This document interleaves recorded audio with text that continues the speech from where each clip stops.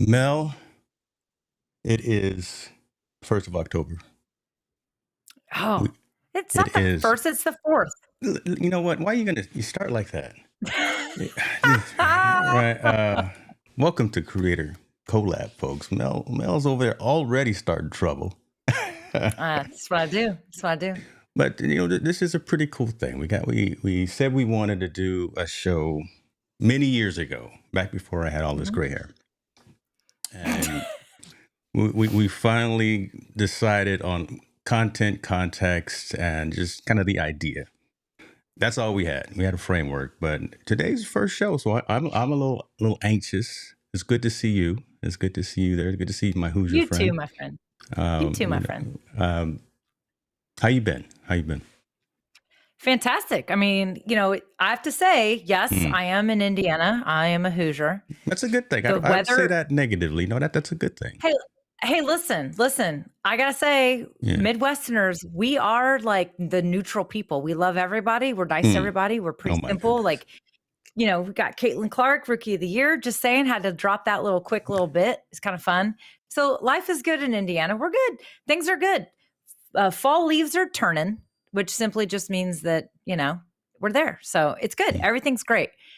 We got some friends joining us, which is Yeah. fantastic. I want to Yeah. make That's sure it. that anyone that's here to hang out with us, make sure you guys, because we love seeing our friends in the comments. But no, you're right, James. We've been talking about this. I will take all the blame for the reason why this has been years in the coming, because I think that you actually kind of had this idea. You proposed it originally, and you're a very persistent person. You're like, I will say, everyone, you need to know, James, first of all, any of you that are watching on Is my the channel, word this is first of my, all, is the word that you really want to use persistent before we go? Is that really the word that you uh, want to use?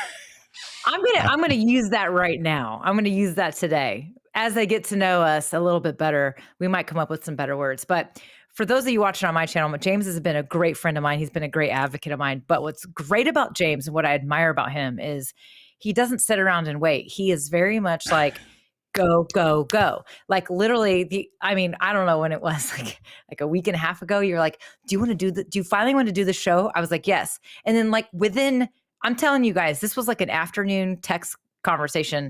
And then by that evening, he's like, here's our merch, here's our show, here's the name, here's the graphics. And by the way, are you cool with the website? And I'm like, oh my gosh, That's holy true. smoke. What is I'm not. happening? I appreciate So you, my friend. Listen, I had I admire URLs that about you. purchased.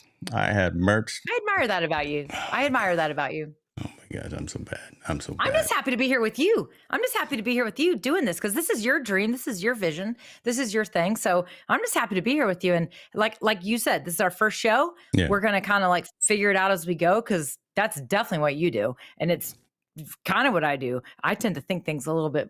I overthink things a little bit, but I'm here for the ride. So and yeah. she's So standing why don't you up tell today everybody too, what? folks. So first Oh, of all, I am. I got the. you got the jazz hands as I call them. Here's the deal. We see folks chiming in. Appreciate you all as well. The idea is really just to have a conversation for creators about creators and how creators can do Mhm. and be better. Right? It's going to be very ad libish, very riffish, with all those adjectives. I don't know what the word riffish A means, lot of but ish. A lot of ish. I a like lot. that. There's gonna be Ad a lot lib of it. ish. I like A it. lot of ish. Riffish. You Mhm. know, the fact that Yeah. we're doing this in the afternoon means this is coffee and not scotch. But other folks, Mhm. Midwest, East Coast, may have already dipped in some things. I'm gonna leave that alone as well. Nobody's judging. Nobody's Okay, judging. don't Nobody's judge. judging. You know, Just be here. end all to be all is supposed to be fun. So engaging and Yeah. interactive, that kind of thing as well. Before we keep going, and I'm gonna get to the comments as well, but I want to bring on someone who we invited to be part of this pilot, part of this first show, so they could add their expertise. Plus, he looks better than me on camera, so it doesn't make sense for me to always be on camera. Look, Chris Stone, talk to these people, man, so I don't have to talk to these people. Yeah. You and Mel have a Yeah. show, and I'll just do the Wizard of Oz Whatever. things. You What's going on, beautiful man? people of planet Earth, thank you for having me aboard the airplane. We'll fix the plane in the air before we land it. That's how this works. And Mel, I'm with you. Like anytime you partner with James, look out. There is like Buckle up. the gas pedal, the gas pedal goes down, and you got to buckle up and go. But you know what? I think a lot of creators get stuck, Mm. and Mhm. they're not.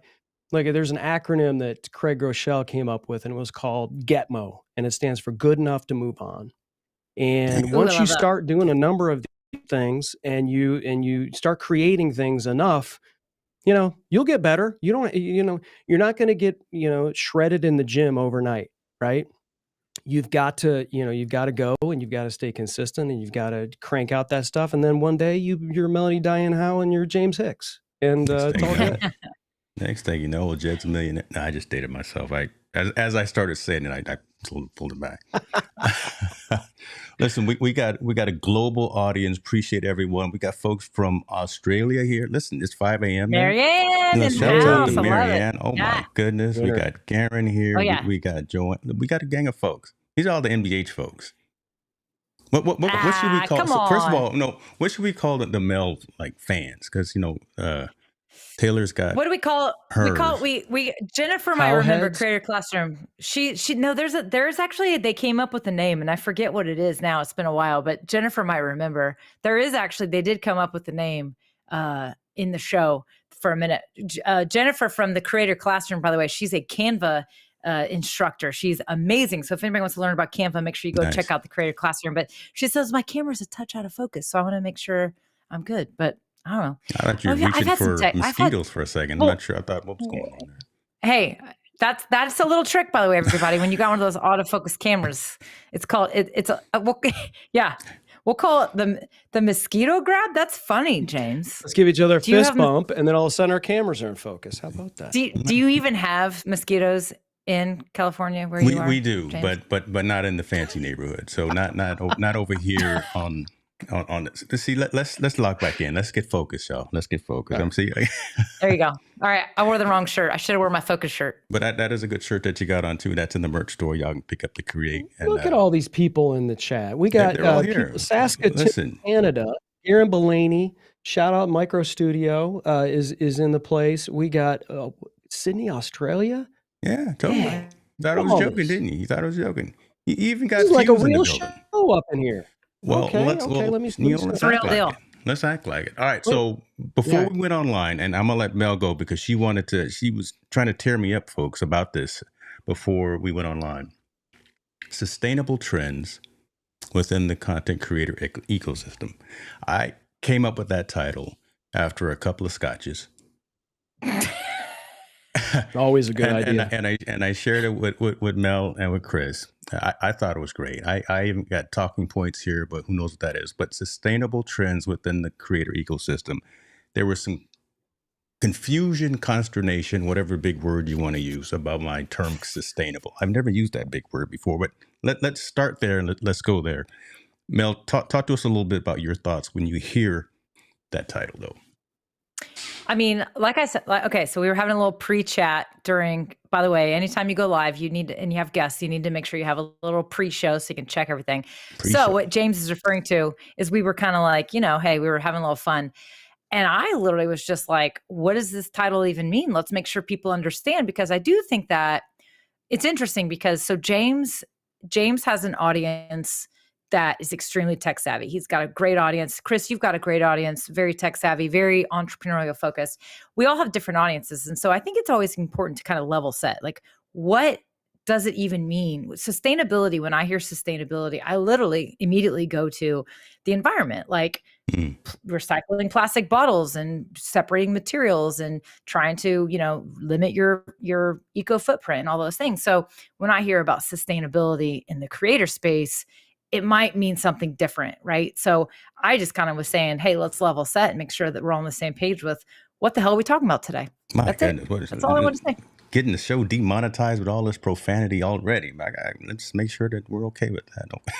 When I think about sustainability as it relates to content, I think about content that's going to last past my lifetime, right? And so I always think about this, and it's why, listen, we're having fun, we're cutting up, and this is all part of it. At the same time, and the reason why I do shows with you two, and why I do shows with other people is because I treat this with it's a legacy for me. It really is. Like, after I'm gone, I hope that what I can say might impact somebody in the future, and they might listen to something I said, or watch a 3-minute short on YouTube, and somehow they're impacted, and I'm not even here. And to me, if you create content that lasts, that's a legacy, that's sustainable, I think that in having that mindset, you're not creating disposable stuff or stuff that's created by a robot and not by you and not in your voice.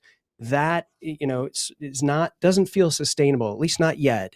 I'm not saying don't use AI to do that kind of stuff, but I think when I think about the sustainability, that's what I think about. Like, let's create stuff that's going to last. Let's take this, let's have fun, but let's take it seriously in terms of, can I create something that's a little more evergreen than just jumping on the latest thing that's happened or that happened yesterday? By tomorrow, it's over and gone.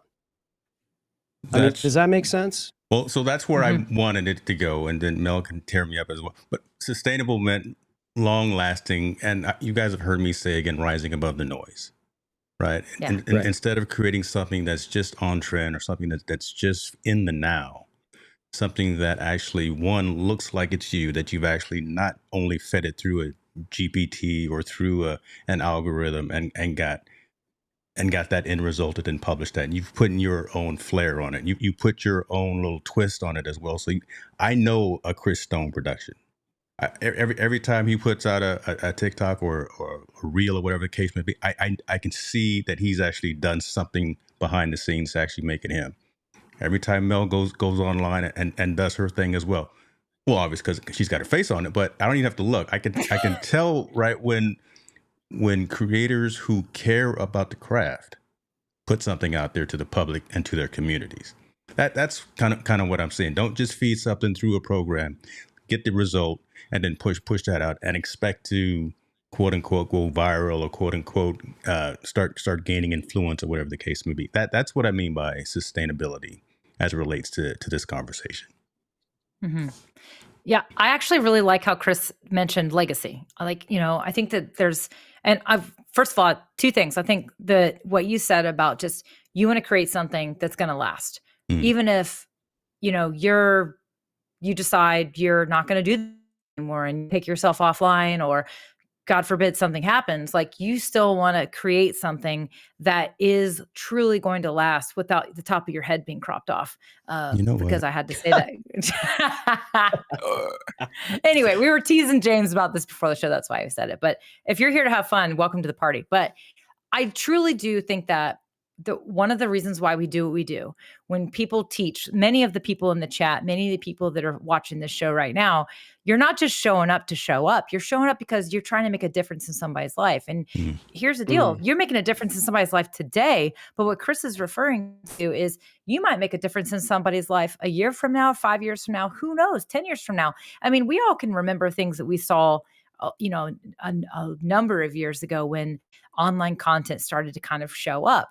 We remember stuff. We have legacy memories. And so I love how you described that, Chris, about you're trying to create a legacy. And then the other thing that I really appreciated was this whole thing about, like, authenticity. AI is great. We've got all kinds of stuff that's happening, but at the same time, is it really sustainable? Are people truly going to want to consume information from a caricature or a facade or a robot? Or, I mean, heck, I had to follow up on a lead in my job today. And literally we spent more time than I've ever spent us all reading this email and trying to decide, is this from a real person or is this a bot spamming us as a company? And I'm like, why are we even spending energy on this? Because that's the world we're living in. That's the world we're approaching. And so I absolutely love that you touched on the whole AI thing. I think that's an interesting conversation that we could probably unpack a little bit as we go through this conversation. But anyway, I love how you prefaced it. Thank you, Chris, for explaining what you mean by being sustainable. I think a lot of people are in this race to have things done easily for them. And listen, I'm all about creating efficiencies. I'm all about using AI to further what I want to do. But why, if people don't understand, like, most people aren't willing to put in the work that's necessary to be successful. Mm. And at the end of the day, if you want to be a podcaster, if you want to be a live streamer, if you have a mission to do X, Y, Z, write a book, speak on more stages, whatever those things are, you have got to put in the work that's necessary to be successful. And no AI on this planet, right, at least right now, is going to give you all of the shortcuts that you can do it next week, next month, next year. And I realize that's not a clickable statement, right? For me to say, hey, you've got to put in the hard work.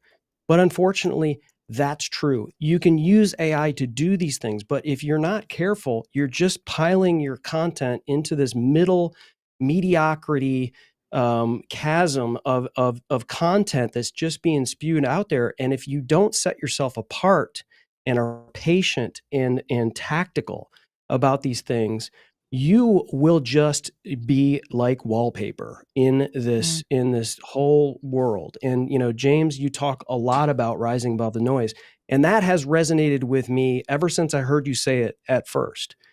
And that means you may get a viral video, or you may get X thousands of subscribers, but that's not my goal.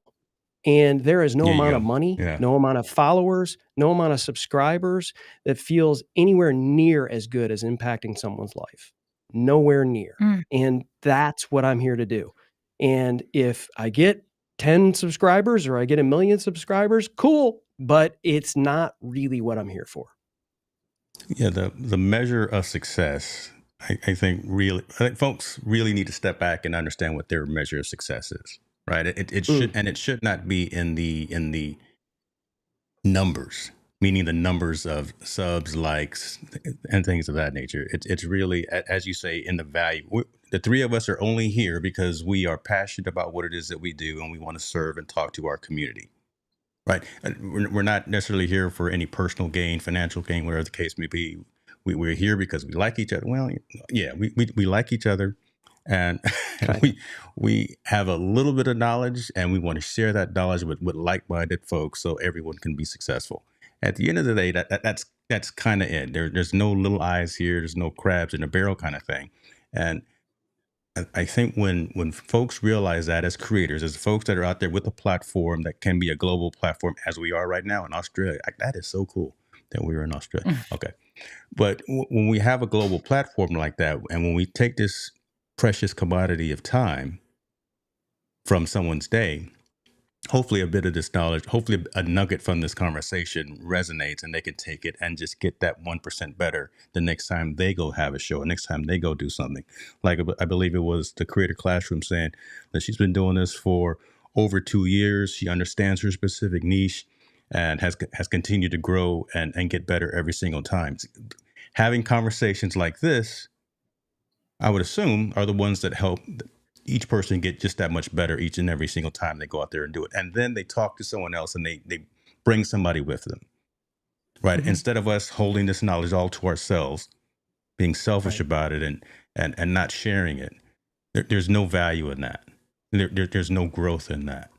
So, all right, off the soapbox. Let's get back to the Mel, comments. in your I'm quiet. experience, do you feel like people get in their heads too much and compare themselves with other people, and that's why maybe that they don't they're like, why am I doing this? I only have 32 subscribers on my YouTube channel. I only have 48 subscribers to my Instagram. Like, what keeps people from thinking the way that we're talking about creating sustainable content? I know I'm flipping the seat around, but I'd be curious to see what you thought. You did. It's fine. Yeah. And I'm gonna, yes, I will answer that question. But then because that is our first show and you are literally our guinea pig, I'm gonna answer that question, but then I'm gonna flip the script on you and have you introduce yourself to the audience, because honestly, we skipped that step. We did not ask you to tell everyone who the heck is Chris Stone and why are you here on this earth to make a difference in everyone's lives, which is exactly what you do. But to answer your question, I absolutely agree. I do think that people get in their own heads. It's actually where I spend a lot of my time in my space, is helping people overcome limiting beliefs. And, just I think that often people compare themselves to others, and we even get stuck in the thing of, oh, we watch people because we're inspired by people, right? People are inspired by us, and they look and they think, oh, look at their camera, look at this, look at their gear, they sound so good, they're so comfortable on camera. I'm not there, I'm not ready yet. Well, we've been doing this a long time.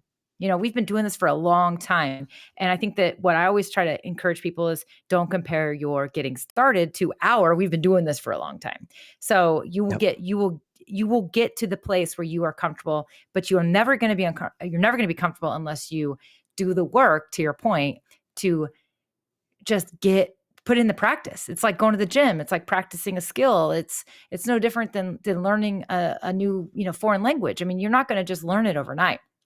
And I think that the other thing is that people create this measure. They have this measure of success that is so ridiculous and unfortunate, because they're trying to strive.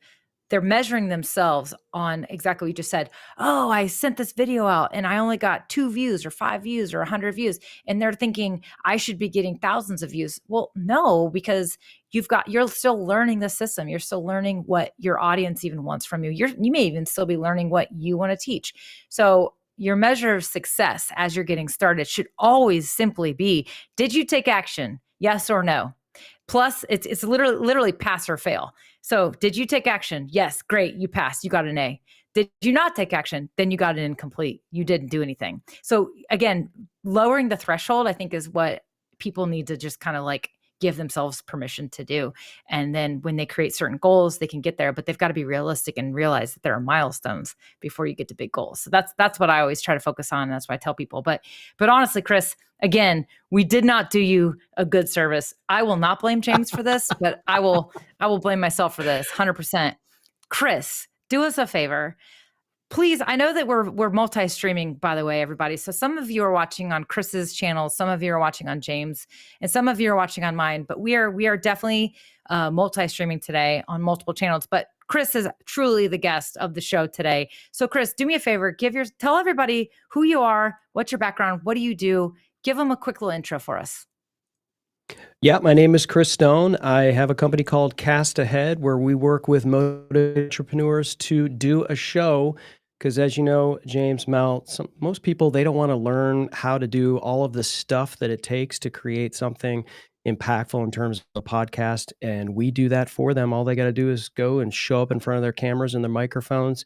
And we handle all the rest, including repurposing the content afterwards, going live, handling the chat, all that good stuff. And I also co-host a show that goes live on Amazon with my good buddy Jim Fuse, who's in the chat, called Dealcasters. And we go live in the biggest mall in the world and talk about tech and gear and getting past the mind junk of podcasting and how to move forward with what you have and what you might need on Amazon while you're there to further your podcasting, live streaming, virtual presentation. So that's me in a probably extra medium nutshell. What's an extra medium? Smedium. That's what it is. Medium. No, I hear extra medium and I think between medium and large. So we were having like smedium is a small medium, right? So yeah. Anyway. Okay. So extra medium is between medium and large, and smedium is between small and medium. Awesome. Correct. Because I feel like some days, after I had a big lunch, like I feel you're a I feel large, but mostly I'm extra medium. Mostly I'm extra medium. After Thanksgiving, I might go XL. I don't know. An extra medium. Oh my goodness, guys! I'm sorry. You're on a show with me. Sometimes it's going to go off the rails. We got to count on James kicking us back. I love it. We just gonna bring it back. We gonna bring it back. Appreciated that. And I did make the assumption that folks knew who you were, or kind of hearing you speak, they would be like, "Oh, this guy knows a little something about what he's talking about." But we'll get all those. Well, sometimes on podcasts that seems to be the first softball people throw out, right? Is, oh, well, why don't you tell everybody about yourself, right? And to be honest, I think that needs to come later. You got to build trust. You got to earn the here's who I am, here's what I do, right? And so I think a lot of people, I don't know who invented this sort of like checklist for what you need to do on a podcast and say, well, you've got to do this. And then, so, you know, and then that question of tell our audience who you are and what you do. It's like, I don't think that, you know, I mean, maybe you do an introduction, but like, I think people are smart enough to figure out who I am. They're seeing these logos down here. They're seeing all that kind of stuff. You know, they're smart enough, but I'm anyway, honored that you gave me that platform, though, for sure. Well, you know what's interesting is I do tend to kind of lean towards giving somebody the opportunity to say whatever they want to say and make sure that the audience understands like who they are. But you're absolutely correct. Like I think that there's a lot of value in just getting into the value. Truly, like let's just get to 100%. it. Like, especially when you're a guest on somebody's content, the people who are listening are the followers or the original audience members, for example, of a podcast, because that's the example you used. If I have a guest on my podcast, then the people who are listening to that podcast are people who are following my podcast, know who I am. They should already trust that I'm going to bring on a guest of value. So we could just get right into it. Now, wherever we provide the opportunity for that guest to promote themselves or explain what they do can come later. You're absolutely correct. It's funny because I've really never done it that way. However, I've also listened to podcasts where at the end they say, now tell everybody where they can learn more from you. Follow. So it can come at the end. But either way, I personally still, I understand what you're saying. People are savvy. They'll figure it out. But people are, again, no offense to any human being on this earth, but people are also lazy, myself included. Oh, yeah. So yeah. I'm going to hear something, but it's like at the same time, unless you really truly tell me where I need to go, I may not go there because I might be on a walk. Most of the time I listen to podcasts, I'm on a walk or I'm wherever. And I may be driving and my phone's not, I'm not going to pay attention to that. But if I hear you speak specifically to what you do or who you are and why you're here, it's going to resonate a little bit more with me. Plus, it's always a matter of respect to your guest to give them the opportunity to say it how they want to say it. You know what I mean? That's just my thing. But you know, it's interesting, James. We'll think about it. We'll take Chris's thoughts here, and we'll think about because this is the guinea pig situation. Well, I mean, we are literally fixing the plane. Yeah, well, so I guess I'll add this, right? There is no set rule, and I think kind of this was referenced as well, right? Each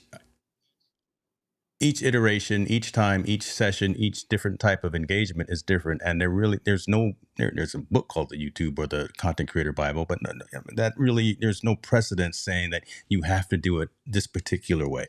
And I would never, even as a coach or as someone who goes out and does consulting, I would never want to tell someone that you have to do this thing of digital content creation a specific way because it may not resonate with you and your community, right? Be flexible, be able to ad lib. I don't think there was anything in error of what we have done thus far. Actually, again, I think it just brings out and shows the reality and the honesty of this show right here as well. Just the fact that we're bobbing and weaving and going back and forth and then going to try to bring it back to the subject matters. You know, this is what we do. I think by being too rigid, having too many notes written down, having too much stuff that's, again, automated can be a detriment to actual engaging with the audience and engaging with the conversation and actually having an enjoyable time while doing this. That's why I think a lot of folks actually wear themselves out and say, I'm quitting content creation, or I'm quitting YouTube, or I'm quitting doing the thing, because they get so bogged down in it has to be this way. It has to be 60 seconds long to get monetized. It has to be 16, right? It has to be all. No, it doesn't. No, it doesn't. Yeah. I think you're hitting on some really good stuff there. So, you know, speaking of our plan, I haven't looked at our document the entire time we've been here. I can't. James did all this work. He did all this work. He made a Notion document. But I mean, James, I'm saying, like, you know, keep us flowing with the way where you want it to flow, because you know you had a vision, and I don't even have it up right now because I'm a little bit worried about my internet. I'm a little bit worried about anyway. Well, you got Jennifer, some storms in your area. We see you fluctuating a little bit. You got some storms in that neck of the woods. But let's do this. I want to go back to a couple of the talking points, and then we'll get to some of the comments that are coming in as well. Appreciate everybody for joining in as well. So we talked a little bit about how to create content that rises above the noise, that's different, that matters to you and your community, things of that. The big conversation thus far, or within the last 24, 48 hours, a big conversation was around what YouTube is doing with not medium videos, but tall updates to shorts. Does this matter for you two in your community and what you push out in terms of content? And do you think this is actually is this relevant news that should be shared, that folks should grasp onto this? Because instead of just the 60-second shorts that we have right now, which can be quite engaging, can be quite profitable as well if you're monetized, right? I mean, there's a lot of pros to it, but by making it now 3 minutes long, do you see value in that piece and some of the other things that have come out of YouTube from their creator conference that they had not too long ago? Dr. Stone. Well, I think anytime YouTube is allowing you to create some other form of content or put something on a community tab or any of those things that are fantastic for a lot of creators, I think it's absolutely not only worth paying attention to, but testing out for your particular channels that you have, and really, giving it a true and proper go. Otherwise, I mean, listen, it hasn't been launched yet for anyone. I mean, I'm sure somebody's beta testing it somewhere, but we don't truly know until you give it a go. And will we give it a go? You bet we're going to give it a go. But I do know one thing, and my take on this, listen, you guys want to disagree with me, please, in the chat, please let me know if you disagree or not. What will not change with 3 minutes mediums, tall updates, whatever these things are called, 3 minute shorts is what I'm going to refer to them, because that's what everybody kind of understands, is that if you don't provide value immediately when someone hits play, they're gone. So if you think you can't communicate what you're going to communicate in 59 seconds, is 3 minutes going to be a huge difference or not to you? You still, out of the gate, have to grab someone's attention and provide value. That will not change. They're not going to be automatically more patient because they're hitting a video that's 2 minutes longer. They're not going to, it still is the platform. It still is. I will say this, YouTube rewards people for, keeping people around for a longer period of time, right? That's the whole thing, is watch time. And so you are not only, this is not just an easy way to just elongate your content.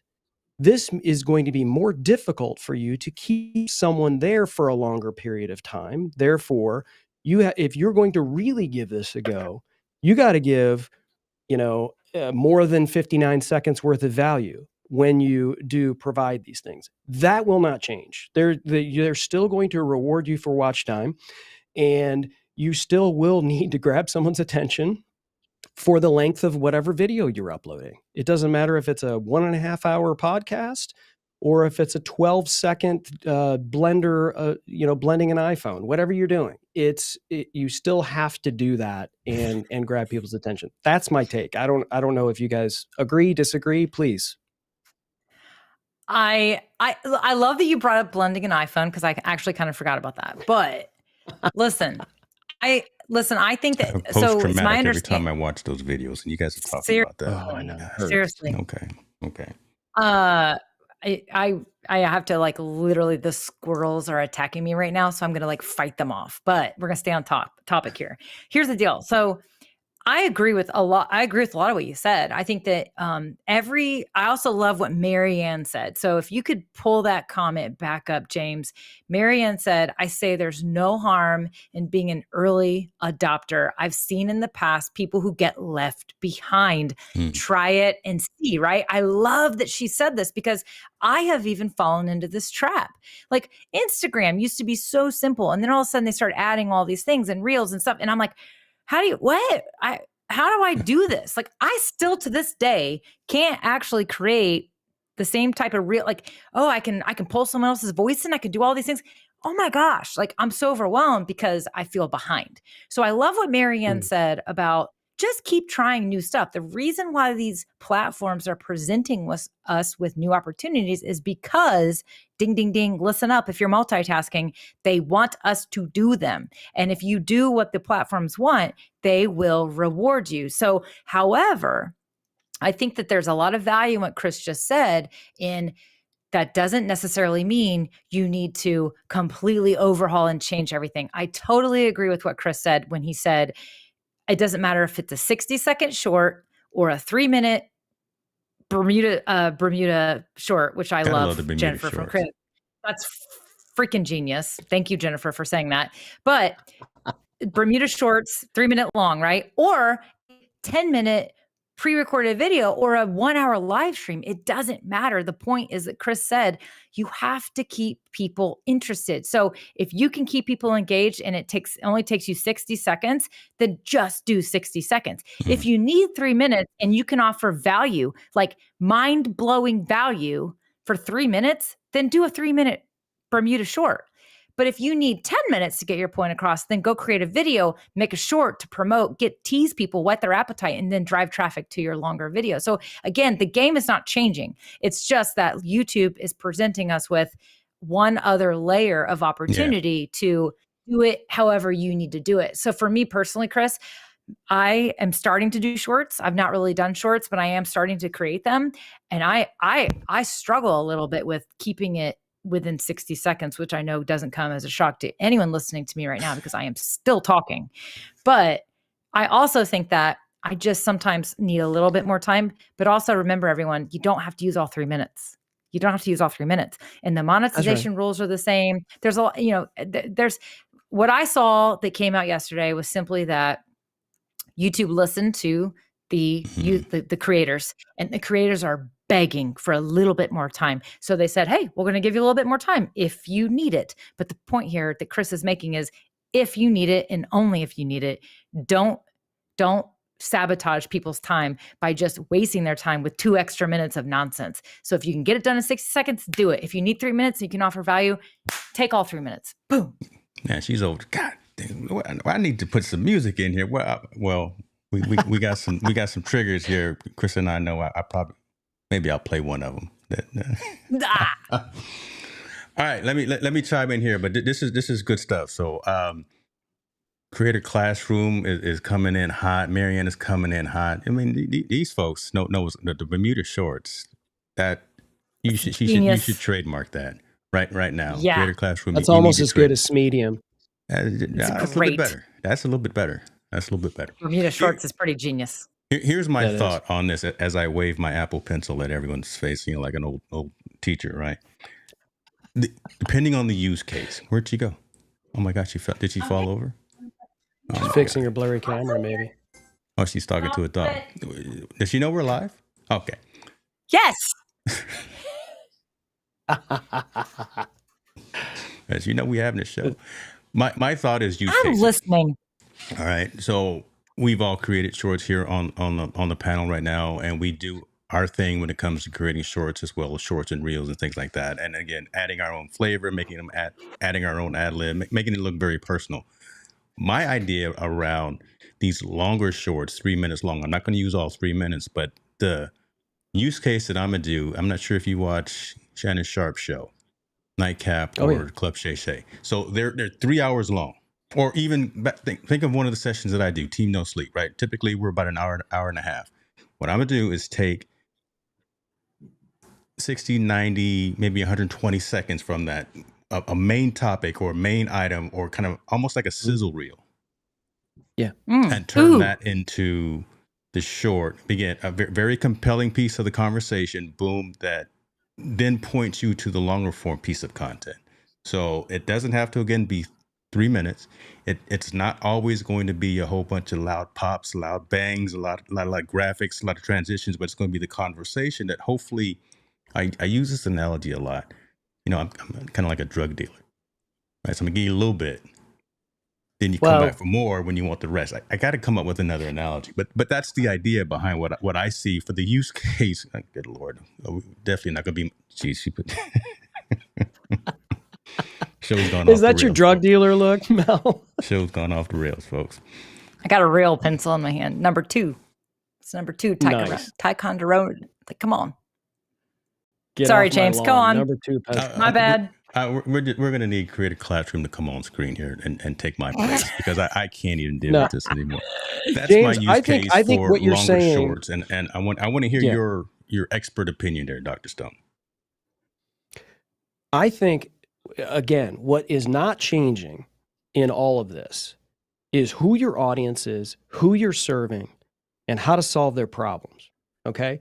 So if your audience might be more, acclimated to hit play and watch a 2-minute and 38-second video, like the beauty of this, you guys talked about making rules. These are some rules, right? That you got to, but look at the platform that YouTube allows us to be on to create. And so, okay, let me test out some things. Is this resonating with the community that I've built?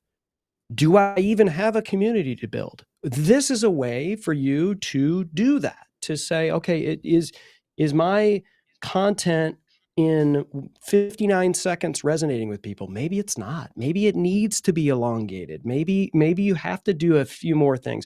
This gives you, like, don't look at it as a way to constrict you. Look at it as an opportunity to serve your audience.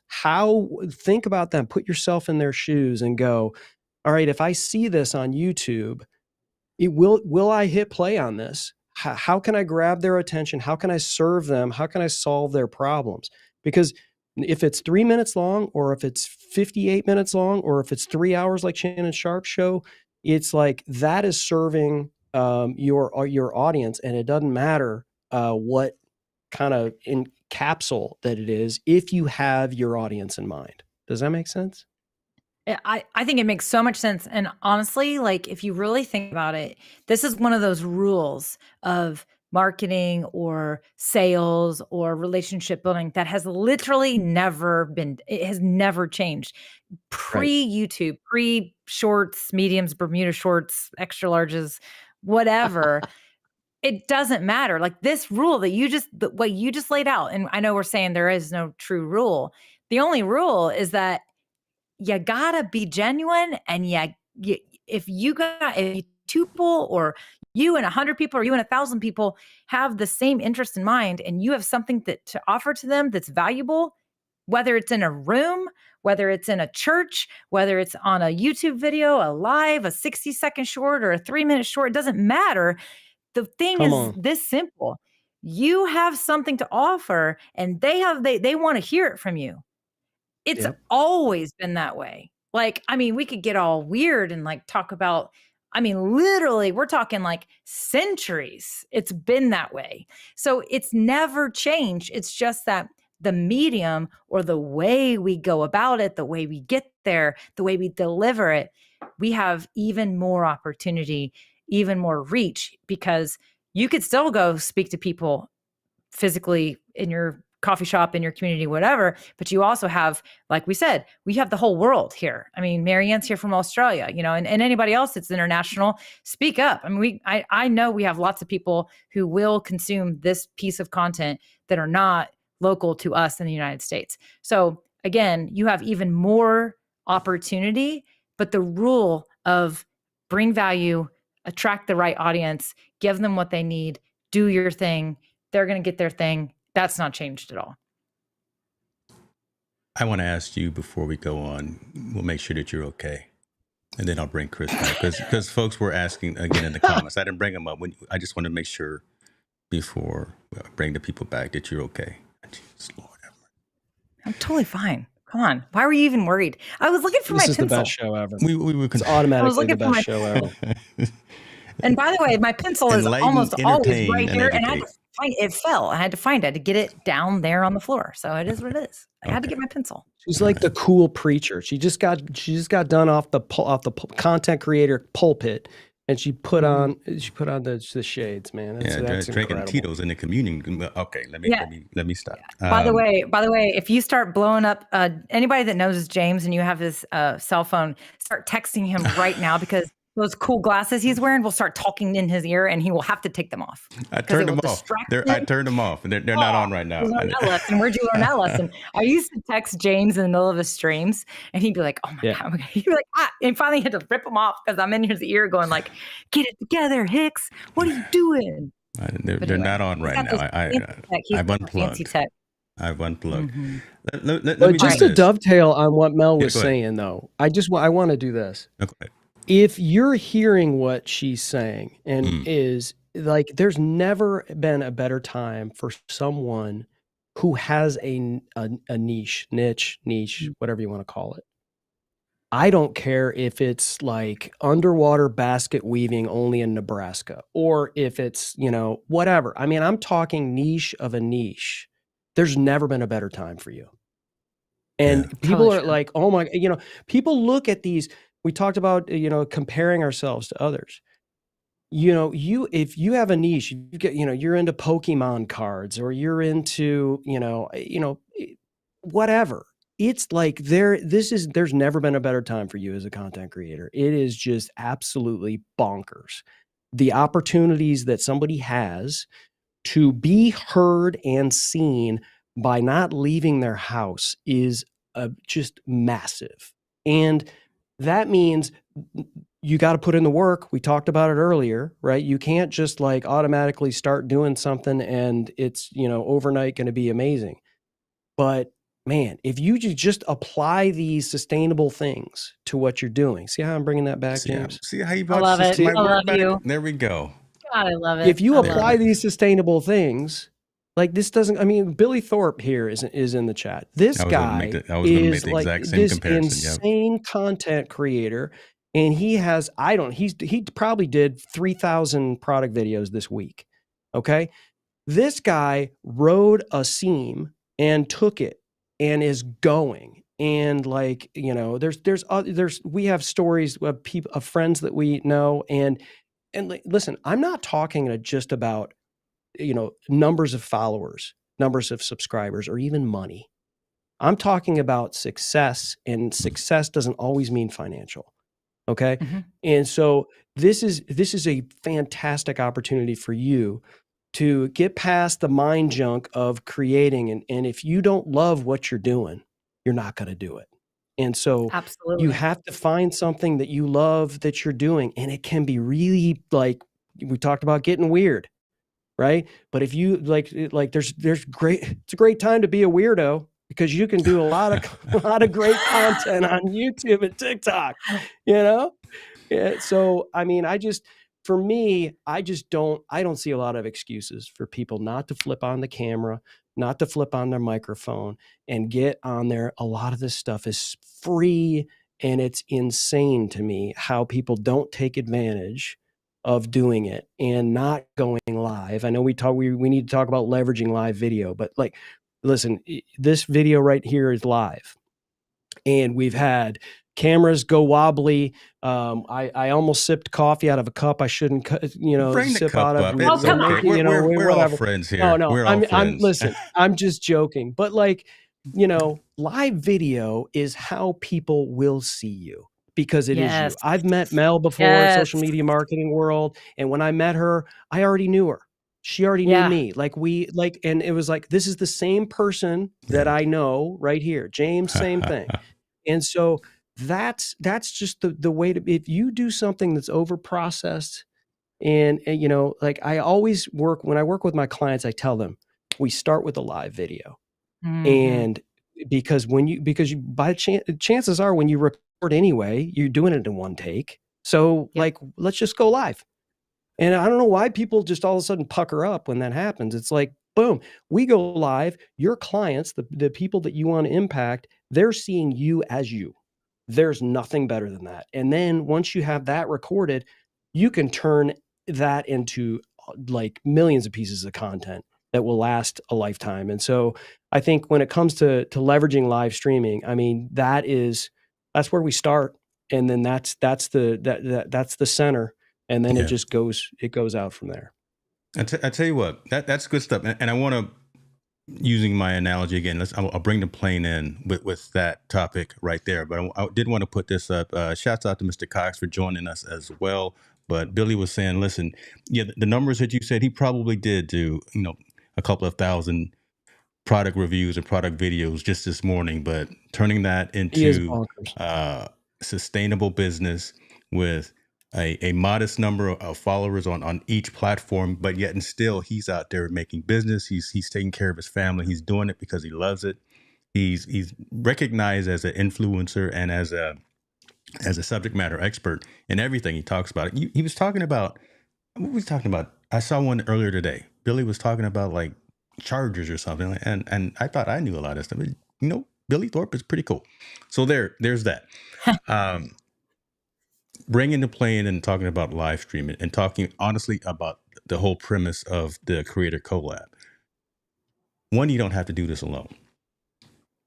That's right. And I think a lot of folks have that hang up amongst themselves that one, yeah, this is hard. It is, right? Because there's a lot of moving pieces, but it's not out of reach, right? You just once you learn the equipment, once you learn the infrastructure, once you learn the platforms and the tools. Listen, we got Ecamm, we got StreamYard, we got Restream. Right now, we got about 4 or 5 platforms running at the exact same time, going out to every social network on the planet, literally, and haven't had any issues. Knock on wood. Watch right now, something happens. There's only been the storms happening in the Hoosier state over there, but Easy. right, that is complicated to do. But again, back in the day, I may be dating myself to what Chris was saying. It's much more seamless to integrate. I don't have to go out and actually do the coding piece. I don't have to actually do pulling all the levers and things of that. I just have to make a few requests to this platform to connect to this right. It's very straightforward for the creator to actually become a global entity. So get that out of your way. Turning on the lights, pressing record, turning on the cameras, turning on the microphones, and doing that. You get it and you set it and forget it, right? Learn your equipment before you actually go out there and do the things so you can be prepared when things go wrong. But again, don't be intimidated by the equipment, because Mel, you're a huge proponent of this, right? What was your thing? Be crappy but scrappy? No. No, look, you got to start scrappy, but scrappy's not crappy. I got it like backwards. Scrappy doesn't mean crappy. Like, listen, get the crappy. Lately, I have thousands of dollars of equipment in here. Like, I have more equipment than I'm actually, quite frankly, I won't say it out loud. Quite frankly, how much money I have in this room right here. It's terrible. But listen, lately, I've been enjoying just using this right here with my wireless microphone to create videos, because it's easy and I can do it wherever I can do it outside where I feel free, and I feel you don't need anything. Everybody has one of these. And if you don't, you're probably not even watching this video in the first place. But if you are, you have one of these. So if you have one of these, you have a content machine in your hand. These phones cost a lot of money, and 95% of the cost is the camera inside of that piece of equipment. And you have an amazing piece of equipment. So the equipment is always everyone's excuse, the quality, whatever. And that's just a bunch of crap, quite frankly. And so listen, here's the thing though. I love what Chris said. I love how Chris said, start with live, because while it is probably the scariest place to start, he's absolutely correct. And a lot of people were chiming in on the comments saying that live video is truly how you build a relationship. It's how I listen, for years, I only created live videos. I didn't do the full strategy. I didn't create the shorts. I didn't create the pre-recorded videos. I only did live, and I was still able to build an audience, and I was still able to make thousands of dollars selling courses, teaching people to do stuff only by going live. And live was easy for me. It literally is as simple as using one of these applications.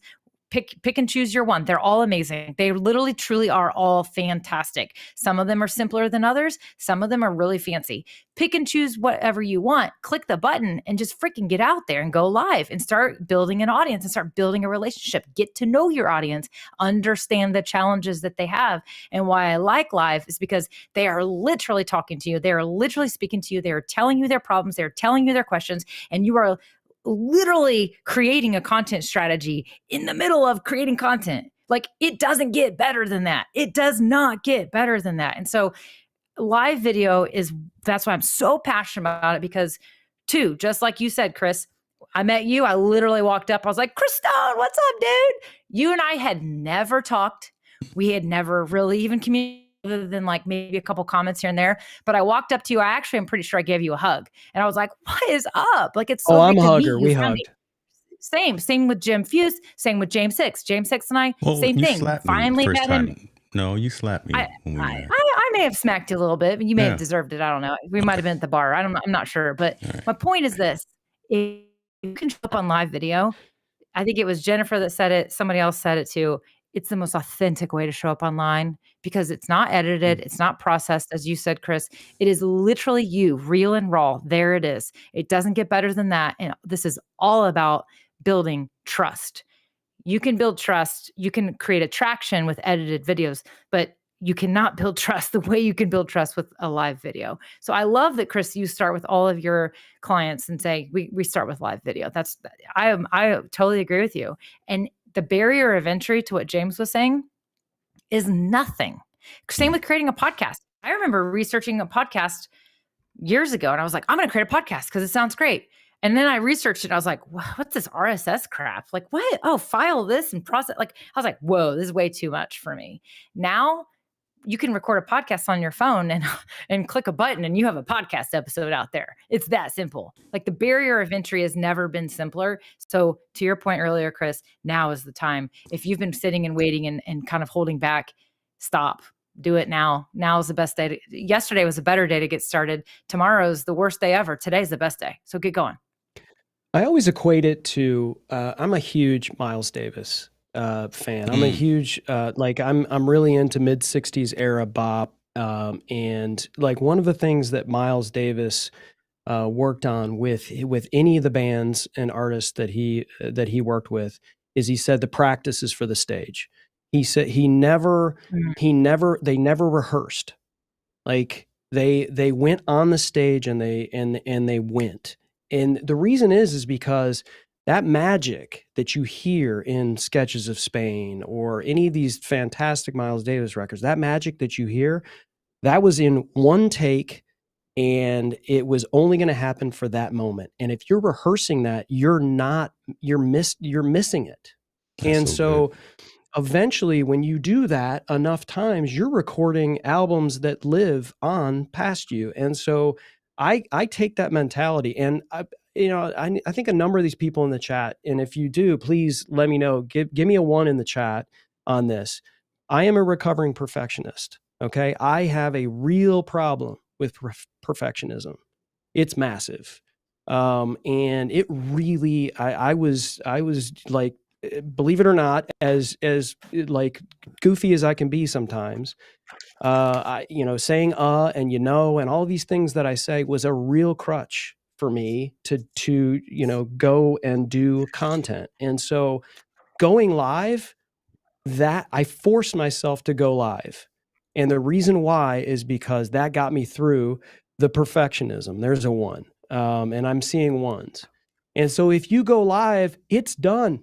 Like when you go speak on a stage, Mel, you don't put a recording of yourself up on the stage and have people watch. No, you go walk up to the stage and you take the stage with the microphone and you speak to people. And you've got the chance to go live. It's different. It's a different energy. And if you played that video, everybody's going to be like, what is this? This is a video of Melody Diane Howe. Why am I even here? Like, where is she? So I think if you treat it like that, you'll power through that perfectionism. You'll create more content. You'll do more things with that live thing. I feel like we are just preaching here, James. Like, take the pulpit away from me. Well, the doors of the church are open. Bring ye all ye ties to the store. Oh, sorry. Okay. Fuse says whatnot. That was the other thing I used to say. I used to say whatnot all the time. And Jim Fuse, my brother, Jim Fuse, said, and this is the other thing. You talked about community. You talked about surrounding yourself and collaborating with other people. Collaborate with people that will give you iron sharpening iron, that will help you to get better, because you always have an opportunity to do things better, right? And so Jim and I, we work on each other. Like Jim goes, "Hey Chris, you know what you say too much? What not?" And you say it way too much. And I'm like, "Okay." And of course, you know, you don't love to hear Dang. stuff like that, but like those are things you just have to take on. Listen, my voice is not for everyone. Our voices are not for everyone, right? No, Some no. people might not like the way I I got a look. little I don't extra care. processing in mind just to kind of bring up the button. Yeah, I know. Yeah, So exactly. So, but like, you know, we have to be okay with someone offering us, you know, constructive criticism because, you know, for Jim, he was like, he wants to make me better. I want to make him better. When you surround yourself with people like that, don't ask your husband or your wife or your partner or your mom or your dad how your show is. Ask somebody who's going to tell you the truth to help you get better. wow. And that is you surround yourself with people like that, because those people, and you know, and if somebody asks you, "Hey, how do you feel about my show?" You got to be ready to say, "Hey, listen, do you want me to tell you how good your show is, or do you want me to tell you what I think you might need to work on?" Because sometimes people aren't ready to hear that. You know, you can go, you know, "I think you need to be doing this. I think you need to be doing this." And you can hurt some feelings that way. So you got to be careful, you know, there. But I think in a lot of ways, and we're going in a million different places here, but I think it's important as creators, when you're collaborating with people, that you surround yourself with someone that's not just going to tell you what you want to hear. They're going to help you get better. My goodness. I want just to go ahead because go ahead. ladies first. No, I'm over here like oh geez, she's acting like. I'm so glad Here that I come the got shades. multiple recordings of this, right? So I got like isolated recordings of that. So if one blew up, I got it somewhere else because that right there, in about 2 hours, folks, that's going to be all over the internet. That's going to be on the Facebook, the TikTok, You're good. I'm sorry, I everywhere. get heated. That glitch right there No. of the MDH, that's going to be everywhere. I forgot what I was going to say now. Go. Okay, so here's what I love. I love what you just said, because honestly, when we're talking about sustainable content that's going to be out there forever. Listen, everybody, you put something out there, even if you delete it, it does not mean that somebody didn't screenshot it or record it or whatever. Like, I'm having this conversation with my freshman daughter all the time. Like, everything you put out there could be out there forever. So it's always sustainable in a way. But what's interesting is that I think that part of being sustainable and maintaining sustainability by putting information out there. By the way, I got to say hi to Park Bros. Lawrence Wilson's in the house. Good to see you here. Listen, the longer your content's out there, the more subject you are to criticism. It's as simple as that. So again, this is a long game. This is a long game. It's part of what Chris was saying. You got to put the work in, and part of the work is building thick skin. Just the other day, I put a video out and somebody commented, and it was like, it was kind of like, I mean, it was, I actually laughed at it, and I was like, oh man, I could respond to this in so many ways, because they didn't actually give me anything truly productive. They just simply like shared their opinion about my style. And I was like, thanks for watching my video, and thanks for your unsolicited feedback. And that's the thing. So much of what we do, we're soliciting positive feedback. We want positive feedback. That's why we're doing this. That's why we're perfectionists, because we want the affirmation about what we're doing and this effort we're making is worth something. But there's always going to be somebody that you are not a good match for. And guess what? The longer you're doing this and the longer those videos sit out there, the videos that are 5 years old, 10 years old, even a year old, someone's going to discover them that isn't your style, who feels a need to give you that feedback. And sometimes, to Chris's point, it's going to be constructive. It's going to be productive feedback. But then there's just times where you're just like, thanks, dude. Whatever. Appreciate you. Thanks for stopping by for the engagement. Oh, he's going to bring it up. So perfectionism is not sexy. Exactly. But listen, here's the deal. Here's my point. God, here's my point. Part of being sustainable online is understanding that you might put a video out there. Like, if you scroll down, there's some old videos, and they when they were original, they got great feedback. I mean, like really, really, really positive, thumbs up, thumbs up, thumbs up. But the longer they're out there, they might get outdated. I'm not going to delete those videos, because creating that truly put me in a weird place and actually boosted my, me over 100 subscribers was a video about how to use your iPhone to create a checklist in your notes app. Literally all it was is as simple as put a note together, create bullets, and make those bullets the circle dots. That's it. That video like boosted and put me on the map, if you will. Well, guess what? Now people watch that video and most people are like, oh, well, that's silly because I just use my to-do list or reminders or whatever. Why would I use notes? So that content is somewhat subjective to being irrelevant. So it's maybe not in this sustainable piece, but I'm not going to delete the video. I'm going to leave it out there. Yeah. So Yeah. part of being sustainable is also understanding like some of what you do may one day become obsolete. So what you need to do instead is but the way you stay sustainable, which everyone should try to say that 3 times really fast, I dare you, is to keep creating content and to create updated content, update the stuff, create new news. We're talking about shorts that are now 3 minutes long. We're basically giving you fresh information. So stay fresh. Anyway, I kind of loved what Chris said because the whole negativity online, the longer you're online, the more subjective you're going to be to trolls and that kind of feedback that sometimes is productive and sometimes, quite frankly, it's just simply not. And you have to let it go. That's it. Learn whose opinions matter and whose don't, is what Kevin Cox said. Mm-hmm. It's pretty good stuff. Love that. Yeah. Love that, That's Kevin. pretty I good mean, stuff. it's like I think I'm speaking more about the circle of people, know, you know, yeah, yourselves and you know, but I think people online are going to say some things, and I think sometimes are we doing the fist bump, or are you just Well, are we Jen- focusing? Jennifer's She's letting me grabbing the know mosquitoes. She's grabbing I the don't know what's mosquitoes. going on. I don't know what's going on over here, guys. I'm Yeah, sorry. I mean, I found that it's a lot easier for people to put some disparaging comments in on YouTube, especially than you know, the super positive ones, and the ones that are super positive.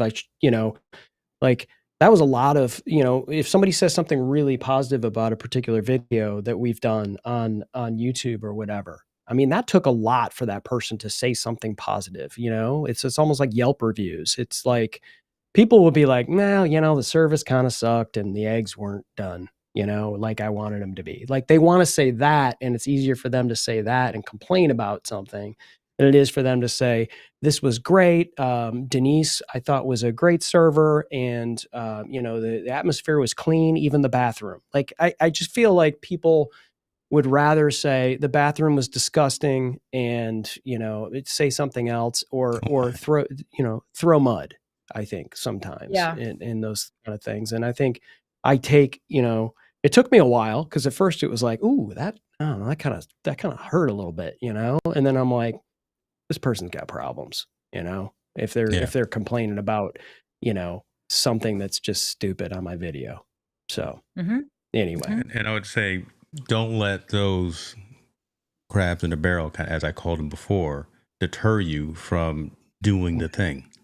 Right. We talk about, again, getting out of your own way and going out there, pressing record, pressing the go live button, recording the audio podcast, whatever it is, creating content for your community without hesitation of worrying about it being perfect, because perfectionism isn't sexy. Like Mel has a video about that on her channel. But it's boring. It is. And that's okay. Perfect is boring. That's okay. Totally true. Right. You can tell I'm not perfect. Listen, I'm over here. I don't know what's going on behind the scenes. Oh, geez. I am going to have a stroke, though, if she keeps doing that. Live hide and seek. Chris Stone, you were our first guest for Creator Collab for a reason, right? We knew that you would bring some value. We knew you'd bring a lot of value, and it would be a very interesting, engaging conversation. Somebody was asking where we were live. We are live on YouTube. We're live on LinkedIn. We're live on everywhere. Goodness gracious. I think we're on a little Facebook action as well, right? So we are everywhere that the community is. And like I say, in 2 hours, there will be some shorts of Mel going through her glitch that she did a few minutes ago. And it's going to be great.